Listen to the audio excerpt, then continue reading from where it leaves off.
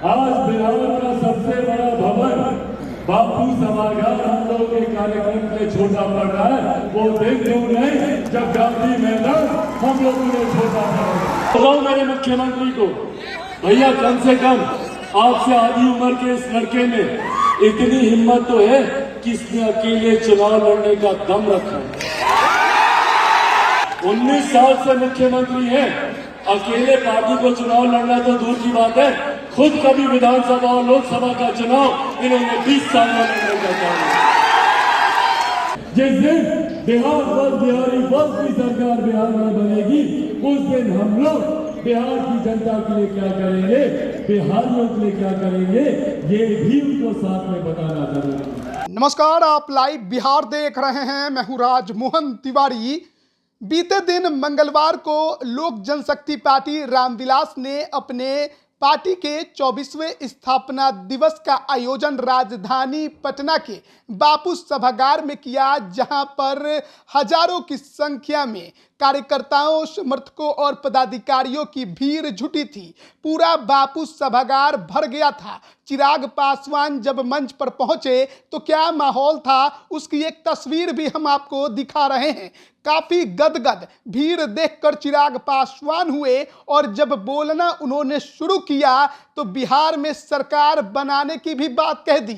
आगामी 2024 के लोकसभा चुनाव को लेकर भी बड़ा ऐलान तो किया ही, लेकिन इसके अलावा बिहार के मुख्यमंत्री नीतीश कुमार को चुनाव लड़ने की चुनौती भी दे डाली। सुनिए क्या कुछ कह रहे हैं चिराग पासवान।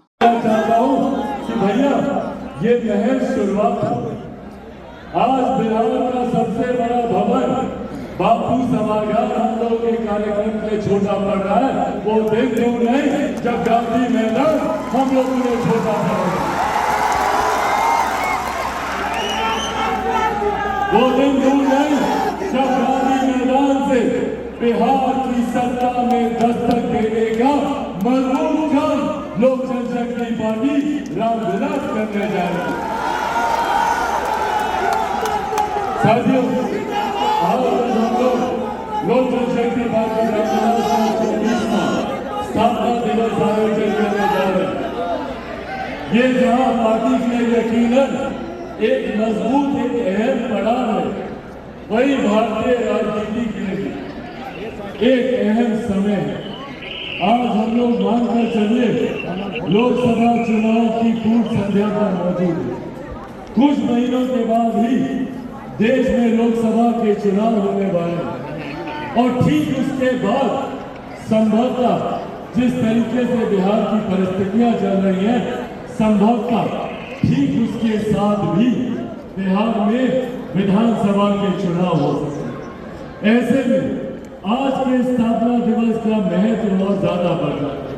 ये स्थापना दिवस आज कई ऐसी बातें हैं जो मैं चाहूंगा कि हमारे कार्यकर्ता साथी अपने साथ अपने अपने जिले, अपने अपने प्रखंड, अपने अपनी पंचायत, अपने अपने गांव, संभवतः अपने गांव के हर एक घर, हर एक व्यक्ति तक यहाँ से कही जाने वाली बातों को लेकर जाने का काम करें, ताकि हमारे नेता के सिद्धांतों, उनके विचारों को और जीवन के अपने अंतिम समय में जो एक विकसित बिहार की नींव वो हम सब तमाम कार्यकर्ता साथियों के हाथ में सौंप कर गए हैं। बिहार फर्स्ट और बिहारी फर्स्ट घर घर तक पहुंचाने का काम करें। आज आप लोगों से करें। आज इस मंच से जरूरी है कि हम लोग हमारे नेता आदरणीय रामविलास पासवान जी की तमाम उपलब्धियों का जिक्र करें, तमाम उपलब्धियों को पहचाने, उनकी नीतियों को पहचाने, उनके सिद्धांतों को पहचाने और हम हमेशा सकारात्मक राजनीति के पासदार हैं। दूसरे की कमजोरियों को तो हम दर्शाएंगे ही दर्शाएंगे, पर साथ में हमारी क्या ताकत है ये बताना भी जरूरी है।